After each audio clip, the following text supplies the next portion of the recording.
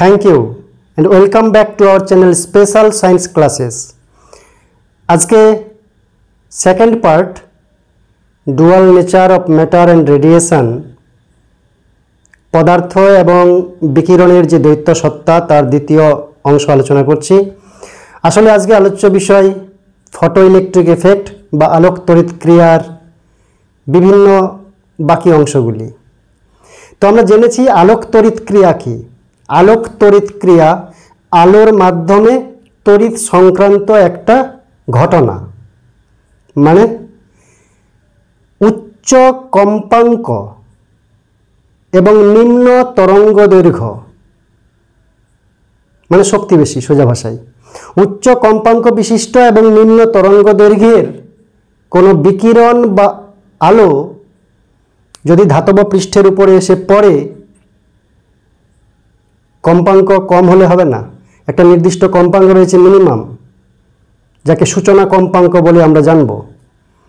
তো উচ্চ কম্পাঙ্ক এবং নিম্ন তরঙ্গদৈর্ঘ্য বিশিষ্ট একটা উপযুক্ত বিকিরণ বা আলো যদি ধাতব পৃষ্ঠে এসে পড়ে, তাহলে ধাতব পৃষ্ঠ থেকে ইলেকট্রনগুলি ধাতব পৃষ্ঠের বাধা অতিক্রম করে বাইরে বেরিয়ে আসতে পারে। ফেললাম আলো, বেরোলো ইলেকট্রন। এই সিম্পল ঘটনাকেই বলে আলোক তড়িৎ ক্রিয়া, ফটো ইলেকট্রিক এফেক্ট। আমরা জেনেছি যে উপযুক্ত আলো এসে বিকিরণ এসে পড়লে ধাতব পৃষ্ঠ থেকে ইলেকট্রনগুলি বেরিয়ে যায়। এই ঘটনাকে বলছে আলোক তড়িৎ ক্রিয়া। আজকে আলোক তড়িৎ ক্রিয়া জানার আগে আমরা ফোটন সম্পর্কে সংক্ষেপে জানব। ফোটনটা কি? কোনো বিকিরণ বা আলোর যে ক্ষুদ্রতম কণা দ্বারা গঠিত তাকে বলা হচ্ছে ফোটন। আলো বা বিকিরণের ক্ষুদ্রতম কণা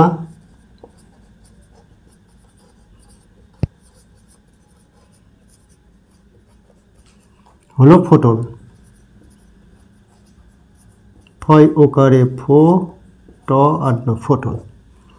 তা আলোকে কণা ফোটন বলা হচ্ছে, তবে পরবর্তীকালে দেখা যাচ্ছে যে কণাকে ফোটন না বলে ফোটনকে ডাইরেক্ট কি বলা হচ্ছে, ফোটনকে কণা না বলে বলা হচ্ছে এনার্জি প্যাকেট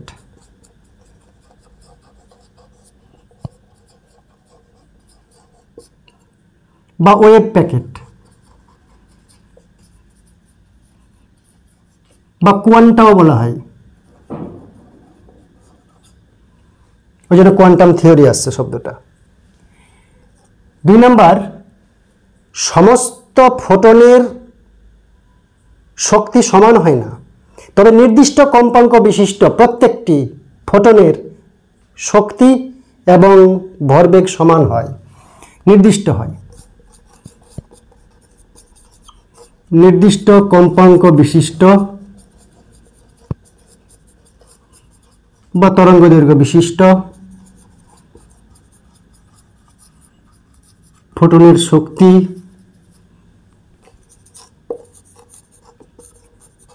ভরবেগ নির্দিষ্টই হয়। কম্পাঙ্ক নির্দিষ্ট ফোটনের, তাই তার শক্তিও নির্দিষ্ট হবে, ভরবেগও নির্দিষ্ট হবে।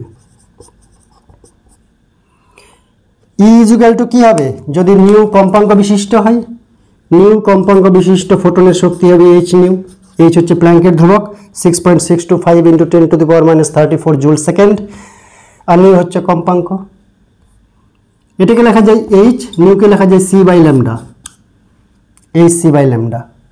কেন? প্রত্যেকটা ফোটন যার স্থির ভর শূন্য, প্রতিটি ফোটনের আধান কত? প্রতিটি ফোটন নিস্তড়িত। এই যে আলো দেখতে পাচ্ছি, ফোটনের স্রোত, ঝাঁকে ঝাঁকে ফোটন বেরিয়ে আসছে। প্রতিটি ফোটন নিস্তড়িত এবং স্থির ভর কত? 0, অর্থাৎ m0 = 0। আলোর গতিবেগে গতিশীল প্রতিটি ফোটনের বা ফোটন কণার গতিবেগ আলোর গতিবেগের সমান। আলোটাই তো ফোটন দিয়ে তৈরি, তাই আলোর গতিবেগের সমান। আলোর গতিবেগ কত? 3 × 10⁸ মিটার পার সেকেন্ড, এটাই ফোটনের গতিবেগ।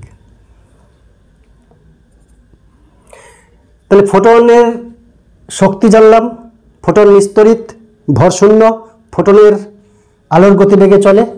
আরেকটা বিষয়, আলোর তীব্রতা যত বেশি হবে, আলোর উজ্জ্বলতা যত বেশি হবে, সেই আলোতে ফোটনের সংখ্যা বেশি হবে। ফোটনের শক্তি বেশির কথা বলছি না, শক্তির উপর উজ্জ্বলতা নির্ভর করে না, আলোর উজ্জ্বলতা, আলোর তীব্রতা নির্ভর করে ফোটনের সংখ্যার উপর। সোজা ভাষায় 10টা ফোটনে যতটা আলো তোমাকে দেবে, 10,000 ফোটনে অনেক বেশি আলো দেবে। আলোর তীব্রতা বা আলোর উজ্জ্বলতা ফোটনের সংখ্যার উপর নির্ভর করে।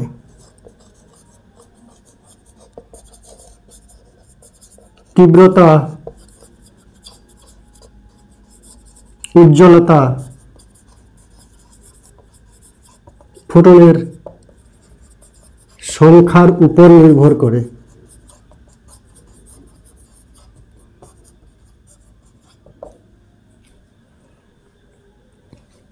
আর ফোটনের শক্তি তো কম্পাঙ্কের উপর নির্ভর করে।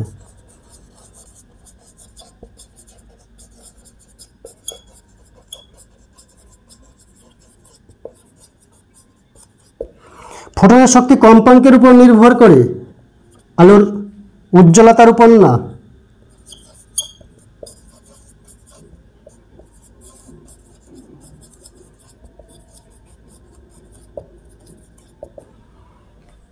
ফোটনের শক্তি কম্পাঙ্কের উপর নির্ভর করে, আলোর তীব্রতার উপর নয়। আরেকটা বিষয়, ফোটন কণা যে পদার্থ কণার সঙ্গে সংঘর্ষ করে, যেহেতু অতীব ক্ষুদ্র এরা, তাই প্রত্যেকটা সংঘর্ষ হয় পূর্ণ স্থিতিস্থাপক। পদার্থ কণার সঙ্গে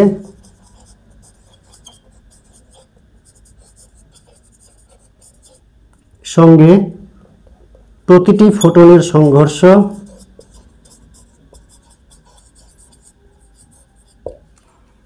কিরকম হয়? পূর্ণ স্থিতিস্থাপক। মানে কি?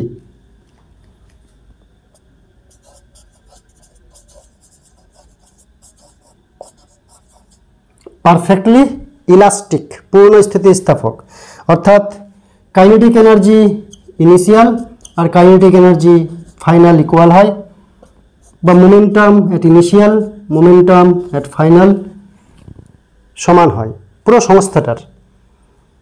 কারণ অনেকগুলো যদি ফোটন কণায় সংঘর্ষ করে, তাহলে সংস্থার কাইনেটিক এনার্জি প্রথমে এবং ঘটনার শেষে সমান হবে, ভরবেগও প্রথমে এবং শেষে সমান হবে।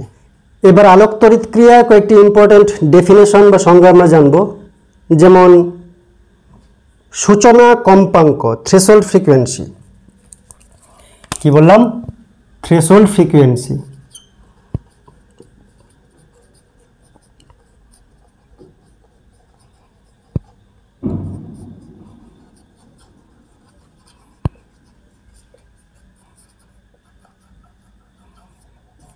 থ্রেশহোল্ড ফ্রিকোয়েন্সি প্রত্যেকটা ধাতব পদার্থের, ধাতব পৃষ্ঠের যে ইলেকট্রনগুলি, সেটা নির্দিষ্ট বাইন্ডিং ফোর্স দ্বারা, বন্ধন শক্তি দ্বারা আবদ্ধ রয়েছে। তাই যে রেডিয়েশন, যে আলো ফেলবো, তার একটা উপযুক্ত কম্পাঙ্ক এবং তরঙ্গ দৈর্ঘ্য অর্থাৎ উপযুক্ত শক্তি দরকার। ন্যূনতম যে শক্তি পেলে ইলেকট্রনটা বেরোতে পারে, সেই ন্যূনতম শক্তিকে বলছে কার্য অপেক্ষক। এবং কম্পাঙ্কের উপর শক্তি নির্ভর করছে ফোটনের। একটা ফোটন যে সে পড়লো কম্পাঙ্কের উপর নির্ভর করছে।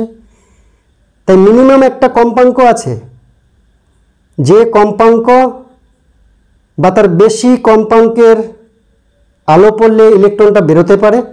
কিন্তু এই ন্যূনতম কম্পাঙ্কের চেয়ে যদি কম কম্পাঙ্কের আলো ফেলি, কোনো মতে ইলেকট্রন বেরোবে না। কারণ কম্পাঙ্ক বেশি মানে ফোটনের শক্তি বেশি, কম্পাঙ্ক কম তো শক্তি কম। তো এই যে বাইন্ডিং এনার্জি রয়েছে, বাইন্ডিং ফোর্স রয়েছে ইলেকট্রনটি মেটালের ধাতব পৃষ্ঠে থাকাকালীন, ওই শক্তি অর্জন করতে গেলে ন্যূনতম কম্পাঙ্ক লাগবে। তার থেকে কম কম্পাঙ্কের যদি আলো বা রেডিয়েশন বা বিকিরণ ফেলা হয় ধাতব পৃষ্ঠে, তাহলে ফটো ইলেকট্রন বেরোবে না, নির্গত হবে না, নিঃসৃত হবে না, অর্থাৎ আলোক তড়িৎ ক্রিয়া ঘটবে না, শুরুই হবে না। ওই ন্যূনতম কম্পাঙ্কটাকে বলা হচ্ছে সূচনা কম্পাঙ্ক বা থ্রেশহোল্ড ফ্রিকোয়েন্সি। অর্থাৎ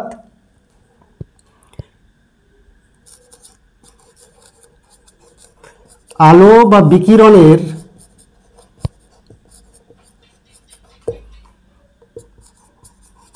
যে ন্যূনতম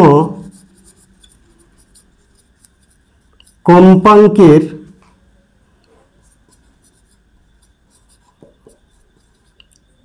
থেকে বা চেয়ে কম কম্পাঙ্কের আলো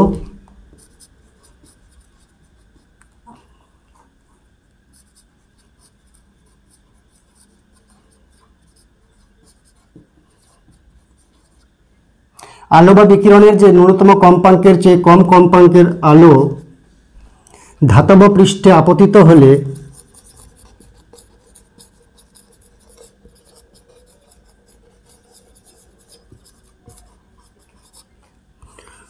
ফটো ইলেকট্রন নির্গত হয় না বা ইলেকট্রন নির্গত হয় না,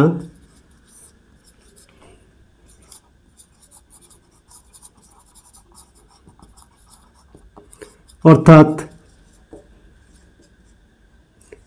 আলোক তড়িৎক্রিয়া শুরু হয় না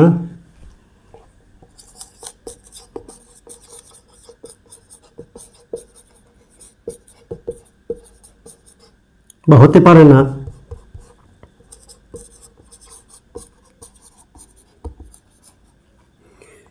সেই ন্যূনতম কম্পাঙ্ককে এনার্জি বলে, শক্তির বেলায় ন্যূনতম এনার্জি যেটা দিলে ইলেকট্রন বেরোতে পারে, সেটা সেই শক্তিটা হচ্ছে কার্য অপেক্ষক। আর কম্পাঙ্কের বেলায় ন্যূনতম কম্পাঙ্কটা হচ্ছে সূচনা কম্পাঙ্ক। শুরু করবে কি, শুরু করবে কিসের সূচনা করবে? আলোক তড়িৎ ক্রিয়া। ন্যূনতম কম্পাঙ্ককে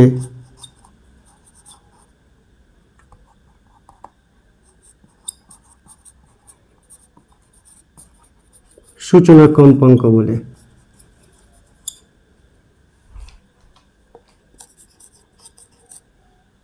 অর্থাৎ নিউ জিরো যাকে বলা হয়। তাহলে সূচনা কম্পাঙ্ক আর থ্রেশহোল্ড ওয়ার্ক ফাংশন দুটোর মধ্যে সম্পর্ক কি? সূচনা কম্পাঙ্ক যদি নিউ জিরো হয়, তাহলে আমরা এইচ নিউ জিরো হচ্ছে এনার্জি, এই এনার্জিটাই হচ্ছে ওয়ার্ক ফাংশনের সঙ্গে সমান। সূচনা কম্পাঙ্ক ফটনের যেটা থাকবে সেটা পুরোপুরি যদি ইলেকট্রন পায় সেই সূচনা কম্পাঙ্ক, তাহলে যে এনার্জিটা ফোটনের পেল সেটা এইচ নিউ জিরো, সেটা কার সঙ্গে সমান? ইলেকট্রন নির্গত করার জন্য ন্যূনতম মানে ফাই জিরো ওয়ার্ক ফাংশন। তাহলে H nu zero is equal to phi zero বা nu zero is equal to phi zero by H, বা এখান থেকে পাওয়া যায় সূচনা কম্পাঙ্ক is equal to phi zero বা এইচ। এবার একটা ফটো ইলেকট্রিক ফটোসেল দেখানো হয়েছে এখানে, যে একটা বায়ুশূন্য আবদ্ধ কাচ পাত্রে একদিকে ক্যাথোড রাখা হয়েছে, একদিকে অ্যানোড রাখা হয়েছে। এখানে রেডিয়েশন বা আলো এসে পড়ছে is equal two H new. Cathode negative তড়িৎদ্বার, অ্যানোড পজিটিভ তড়িৎদ্বার। তাহলে যে ইলেকট্রনগুলো এসে পড়ছে, যে ফোটনগুলো এসে পড়ছে তার কার্য অপেক্ষক তুলনায় যদি বেশি এনার্জি থাকে বা কম্পাঙ্ক যদি সূচনা কম্পাঙ্কের চাইতে বেশি হয় রেডিয়েশনের, তাহলে কি হবে? এই ফোটনের শক্তি বেশি, অর্থাৎ ইলেকট্রন বা ফটো ইলেকট্রন নির্গমনের জন্য যথেষ্ট শক্তি রয়েছে, তাহলে এখানে ইলেকট্রন নির্গত হবে। এখানে কি হবে? ইলেকট্রন নির্গমন হবে, ক্যাথোড থেকে ইলেকট্রন নির্গমন হবে। এবার ইলেকট্রন নির্গমনের পরে এখানে যদি আমরা পজিটিভ একটা তড়িৎদ্বার রাখি, অ্যানোড রাখি, তাহলে ইলেকট্রন নেগেটিভ পজিটিভ তড়িৎদ্বার থেকে টানবে, তাহলে এই দিকে প্রবাহিত হবে। অর্থাৎ নির্দিষ্ট অভিমুখে একটি তড়িৎ প্রবাহিত হবে। এই প্রবাহী তড়িৎকে কি বলা হয়? আলোক তড়িৎ প্রবাহ, ফটো ইলেকট্রিক কারেন্ট। কি বলা হচ্ছে? ফটো ইলেকট্রিক কারেন্ট, আলোক তড়িৎ প্রবাহ বা ফটো ইলেকট্রিক কারেন্ট।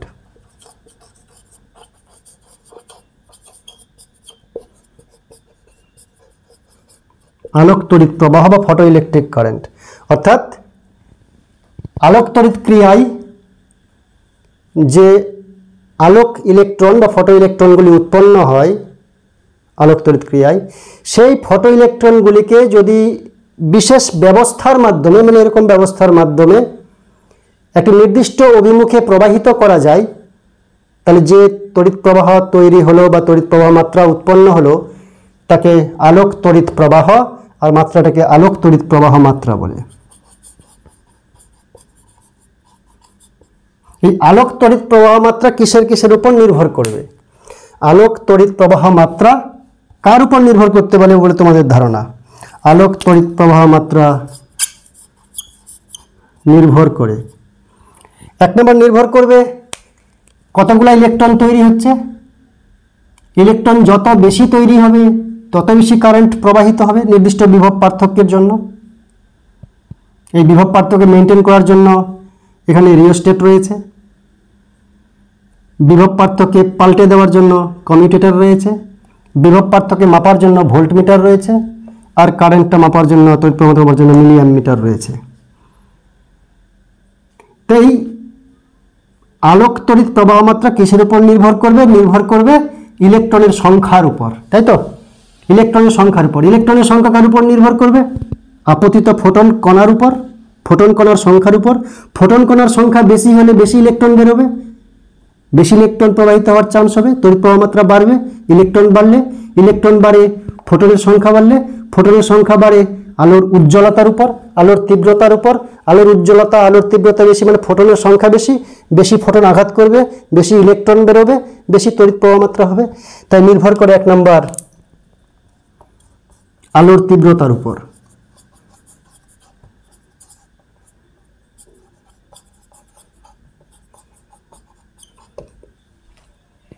দুই নম্বর নির্ভর করে কার উপর? মনে করলাম যে আলোর তীব্রতা যথেষ্ট ভালো রয়েছে, প্রচুর ইলেকট্রন তৈরি হচ্ছে, সে তুলনায় সমস্ত ইলেকট্রন প্রবাহিত হতে পারছে না, কারণ অ্যানোডের বিভব পার্থক্য যদি 0 থেকে শুরু করি বা আরও কম থেকে শুরু করি, তাহলে ইলেকট্রন উৎপন্ন ইলেকট্রন সবগুলো যেতে পারছে না। মনে করলাম 50টা ইলেকট্রন উৎপন্ন হচ্ছে, বিভব পার্থক্য এমন পরিমাণে নিয়েছি যে 50টা উৎপন্ন ইলেকট্রন প্রতি সেকেন্ডে আর যাচ্ছে 10টা করে, 40টা এখানে জমা হচ্ছে, স্পেস চার্জ তৈরি হচ্ছে। সেই স্পেস চার্জ এবার উৎপন্ন ইলেকট্রনকে বাধা দিবে, ইলেকট্রন উৎপন্ন হতে বাধা দিবে। এবার যদি ইলেকট্রনের এখানে ক্লাউড তৈরি হয়, স্পেস চার্জ তৈরি হয়, আমি বিভব পার্থক্য যত এটা বেশি পজিটিভ রাখবো, বিভব পার্থক্য যত বাড়াবো তত বেশি ইলেকট্রন যাবে। 10টা থেকে 20টা, আরও বিভব পার্থক্য বাড়ালাম 30টা, করতে করতে কী হবে? বিভব পার্থক্য বাড়াতে বাড়াতে এমন একটা মান আসবে যখন সেকেন্ডে 50টা ইলেকট্রন তৈরি হচ্ছে, 50টায় যাচ্ছে, 50টা তৈরি হচ্ছে, 50টায় যাচ্ছে, কারেন্ট স্যাচুরেশন হয়ে গেল, একটা সম্পৃক্ত তড়িৎ প্রবাহ মাত্রা পাওয়া যাবে। ভোল্টেজ আরও বাড়াও, লাভ নেই, কারণ ইলেকট্রন উৎপন্ন হবে তারপর তো। তাই বিভব পার্থক্য বাড়াতে বাড়াতে তড়িৎ প্রবাহ মাত্রা বৃদ্ধি পায়, কিন্তু শেষ পর্যন্ত একটা সম্পৃক্ত তড়িৎ প্রবাহ মাত্রায় পৌঁছায়। তাই কি লিখবো আমরা?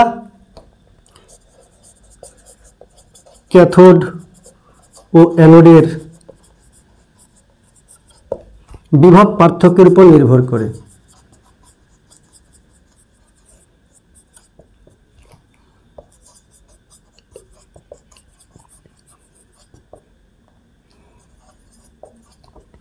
বিভব পার্থক্য বাড়লে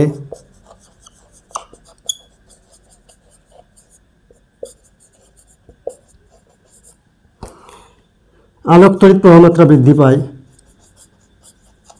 আলোক তড়িৎ প্রবাহ মাত্রা বৃদ্ধি পায় এবং শেষ পর্যন্ত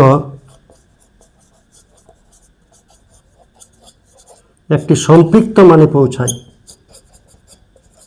এরপরে যদি বিভব পার্থক্য বৃদ্ধি পায় তড়িৎ প্রবাহ মাত্রা বৃদ্ধি পাবে না, কারণ যতগুলো ইলেকট্রন উৎপন্ন হচ্ছে ফটো ইলেকট্রন সবগুলাই প্রবাহিত হচ্ছে, সম্পৃক্ত মানে পৌঁছায়। তাই জন্য আমরা গ্রাফ তৈরি করার চেষ্টা করি। কীরকম গ্রাফ? দুটো গ্রাফ। একটা মনে করলাম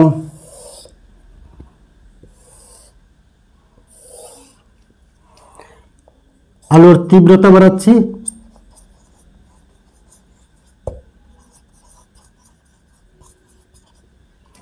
আর এদিকে মনে করলাম কারেন্ট আই। কোন কারেন্ট? ফটো কারেন্ট, ফটো তড়িৎ প্রবাহ মাত্রা লেখার জায়গা নেই। উপরের দিকে কারেন্টের মান, এদিকে আলোর তীব্রতার মান। একটা নির্দিষ্ট বিভব পার্থক্য আছে প্রথমে।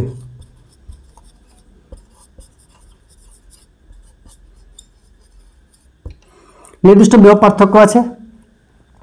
তো আলোর তীব্রতা যখন শূন্য, এটা মনে করলাম শূন্য, আলোর তীব্রতা শূন্য মানে ফোটন কোনো আসেইনি, তো কারেন্টও শূন্য।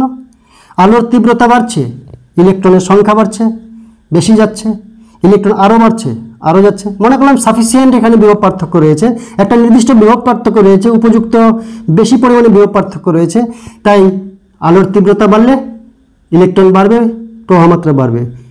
তীব্রতা যখন শূন্য ছিল, ফোটন শূন্য, ইলেকট্রনও শূন্য, প্রবাহমাত্রা শূন্য ছিল। আস্তে আস্তে আলোর তীব্রতা বাড়ছে, প্রবাহমাত্রা বাড়ছে, তো এরকম যাবে, তাই তো।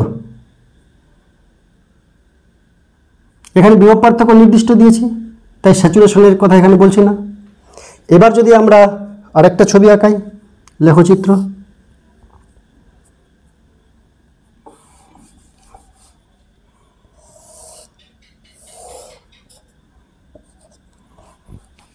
কিরকম?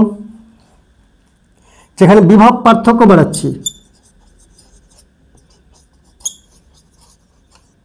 বিভব পার্থক্য বৃদ্ধি করছি, পজিটিভ বিভব পার্থক্য। ক্যাথোডের সাপেক্ষে অ্যানোডে পজিটিভ বিভব পার্থক্য, আর আলোর তীব্রতা নির্দিষ্ট আছে, আলোর তীব্রতা নির্দিষ্ট।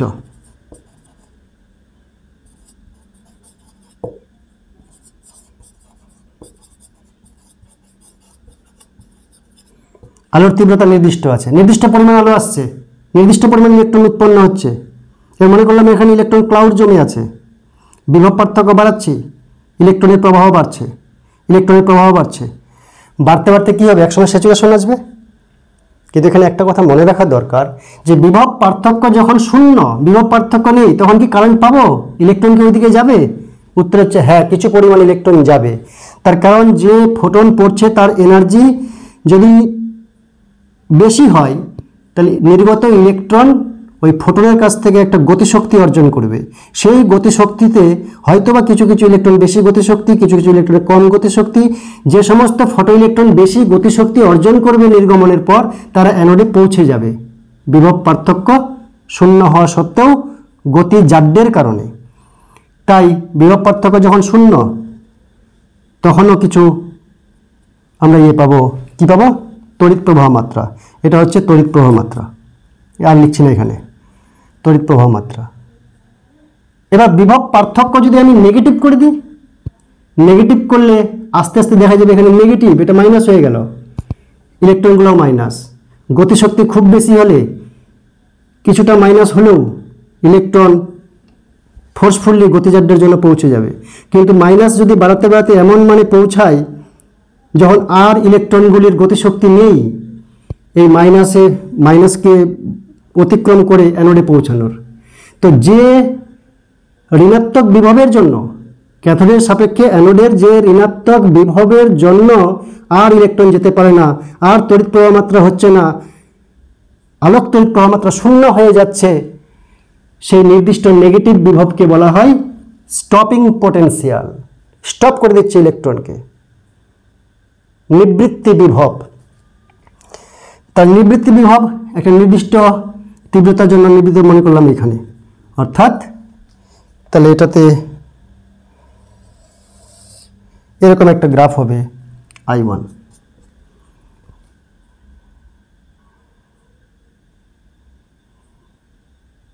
এবার কম্পাঙ্ক যদি একই থাকে, আলোর তীব্রতা বাড়িয়ে দিলাম, কম্পাঙ্ক একই থাকছে মানে কি ফোটনের শক্তি নির্দিষ্ট,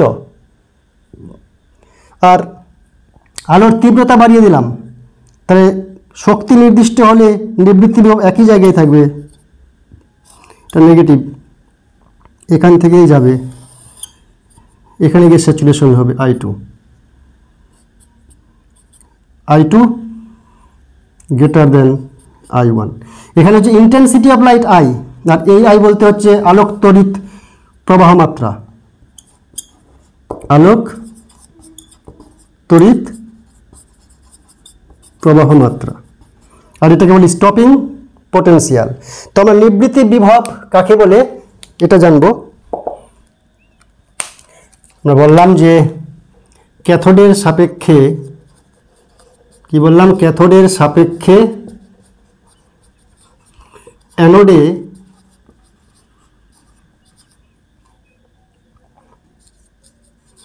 যে ন্যূনতম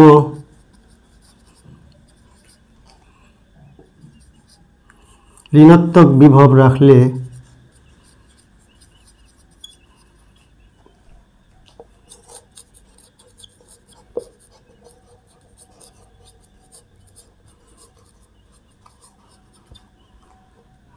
আলোক তড়িৎ প্রবাহ মাত্রা মানে ফটোইলেকট্রিক কারেন্ট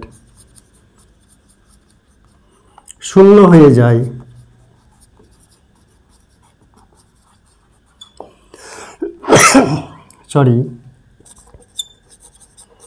সেই বিভব, সেই ঋণাত্মক বিভবকে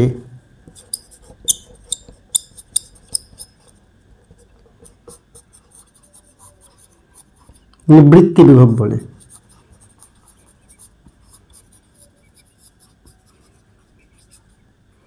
VS স্টপিং পোটেনশিয়াল।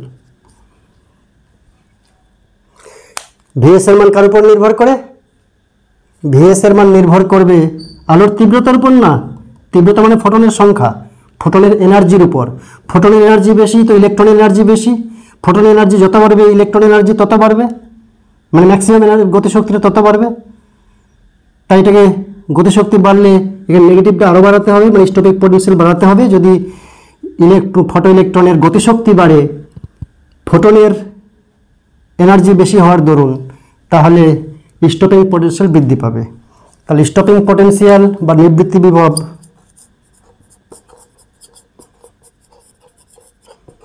নির্ভর করে আলো বা বিকিরণের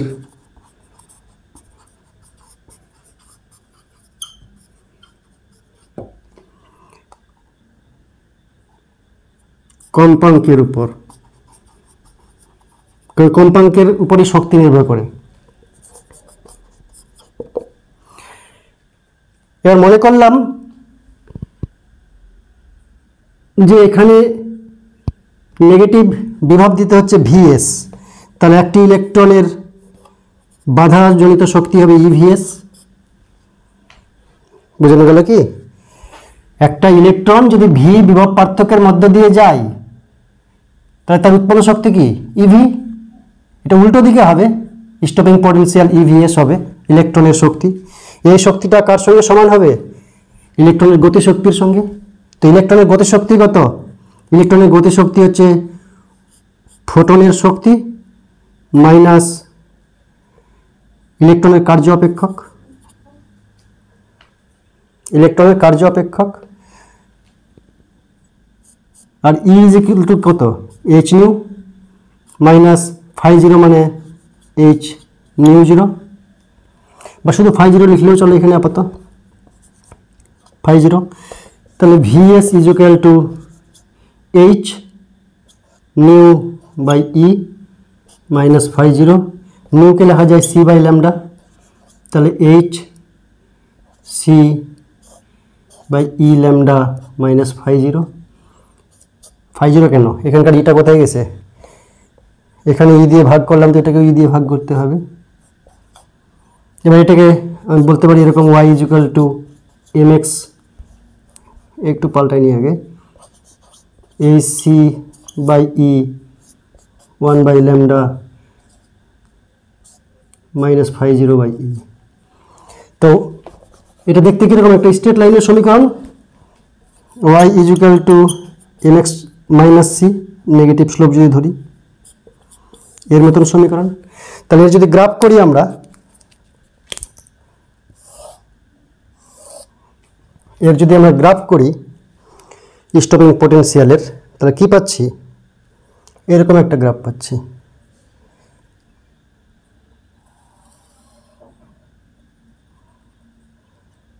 এটা নিউ, বা মনে করতে পারি নিউ ইজ ইকুয়াল টু 1/λ। এটা নিউ জিরো, এখান থেকে ফটো রেডিয়েশন শুরু হয়। এটা কি শক্তি, গতিশক্তি ইলেকট্রনের, এখানে শূন্য। তাহলে এটুকুন কি? এটা গতিশক্তি নেগেটিভ, অর্থাৎ এটাকে বলা হচ্ছে কার্য অপেক্ষক অ্যাকচুয়ালি, φ0/e, অথবা একটি ইলেকট্রন ধরলে φ0 শুধু, ই এর মান যদি 1 ধরি, একটি ইলেকট্রন, তাহলে φ0। তাহলে এটা হচ্ছে কার্য অপেক্ষক, এখান থেকে এটা কার্য অপেক্ষক। এই কার্য অপেক্ষক যদি পাই তবে ইলেকট্রন 0 গতিবেগ নিয়ে বার হবে। এরপরে যদি বেশি কম্পাঙ্ক হয় তো শক্তি বেশি, তাহলে গতিশক্তি নিয়ে বেরোবে। গতিশক্তি এখান থেকে শুরু হচ্ছে। যে নিউ এর মান আলাদা আলাদা,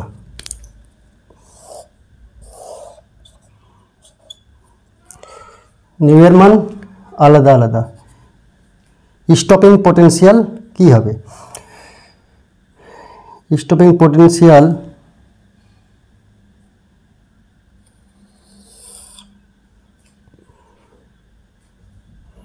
মনে করলাম যে আলোর তীব্রতা স্থির, আলোর তীব্রতা একই, কম্পাঙ্ক বাড়াচ্ছি। তো আলোর তীব্রতা যদি একই হয়,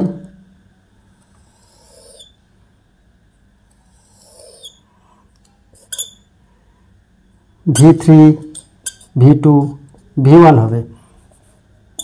এটা V, আর এটা কি হচ্ছে? আলোক তড়িৎ প্রবাহ, আলোক তড়িৎ প্রবাহ মাত্রা। বোঝা গেল না কি বলছি? আলোর তীব্রতা যদি স্থির থাকে, ফোটনের সংখ্যা স্থির, ফোটনের সংখ্যা স্থির, এবার কম্পাঙ্ক যদি আমি বৃদ্ধি করি, মনে করলাম এটা হচ্ছে নিউ3 কম্পাঙ্ক, এটা হচ্ছে নিউ1 কম্পাঙ্ক, এটা হচ্ছে নিউ2, এটা হচ্ছে নিউ1। নিউ3 কম্পাঙ্কটা বেশি কম্পাঙ্ক, তো বেশি কম্পাঙ্কের ফোটন পড়লে বেশি গতিশক্তির ইলেকট্রন বেরোবে। সেই গতিশক্তির ইলেকট্রনের গতিজাড্য থামানোর জন্য নেগেটিভ পোটেনশিয়াল বেশি দিতে হবে।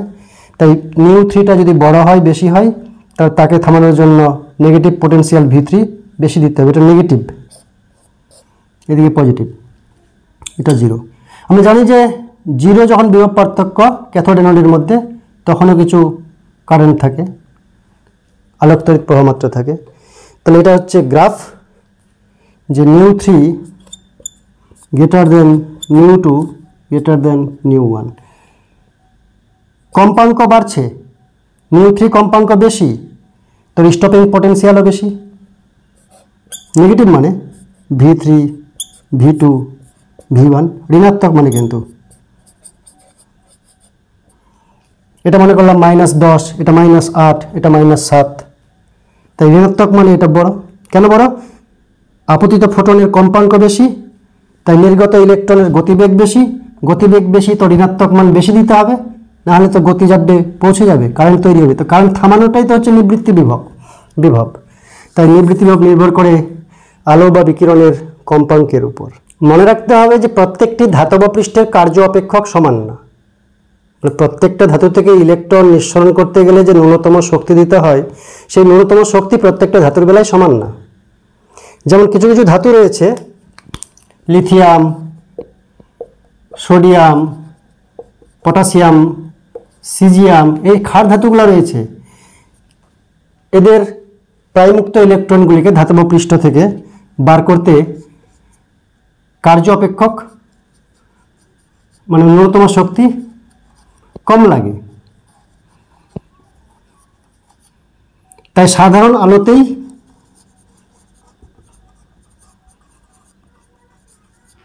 ফটো ইলেকট্রিক ইফেক্ট শো করে, কি আলোক তড়িৎ ক্রিয়া শো করে।